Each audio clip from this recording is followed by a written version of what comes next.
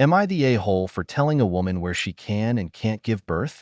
This is one of the stranger things that's ever happened to me. To set the scene, I, 26, bought the house I'm living in 2019 from this lovely older couple. I thought, as I'm sure anyone who has been in this situation might think, that the signing was going to be the last time I ever say them or had anything to do with their family. I was wrong. Yesterday, I got a knock on my door. I opened it to find a young couple, probably my age, maybe a bit younger. The woman was pregnant and looked like she was gonna pop any day. I asked who they were and if I could help them. The woman replied that this home used to belong to her parents and that she was born in this house. I asked again what it was that they wanted, since that didn't really tell me if they needed anything from me. She told me that her mother had also been born here, in the upstairs bedroom. For context, this is now my bedroom. She then asked if I wouldn't mind letting her bring the stuff that was needed to give birth in the same spot as she and her mother were both born in. I said no, keeping in mind that A, this isn't her or her parents' house anymore, and B, that the bedroom in question is my bedroom. Now,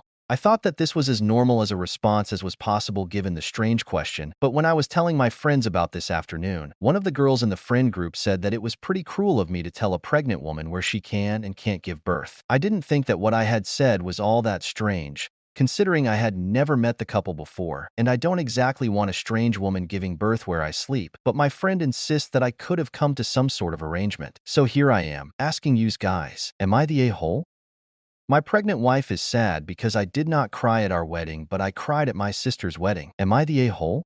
My wife and I got married last year, and we had a really great wedding. We also had a really nice honeymoon. And so far, marrying my wife feels like heaven, and I cherish it every day. My wife is now 2 months pregnant with our first child, and we are really excited about it. Last month, my sister got married and asked me to walk her down the aisle and give her away. We are no contact with our father. It was a really nice wedding, and I also got sort of emotional because my sister has been through so much in life, and I was really happy she was marrying such a nice and caring man. I held my tears in when walking her down the aisle, but I couldn't really control my tears when we danced, especially after I saw her crying. She did father-daughter dance with me. However, last week, my wife brought up something which really confused me. She asked me why I hadn't cried at our wedding and why I cried at my sister's wedding instead. She also mentioned it's the first time she's ever seen me cry, and it was for my sister. I heard my wife out, as I understand pregnancy hormones can be overwhelming sometimes, but I just didn't understand why my wife was sad about it. My wife also showed me our videos from our wedding day.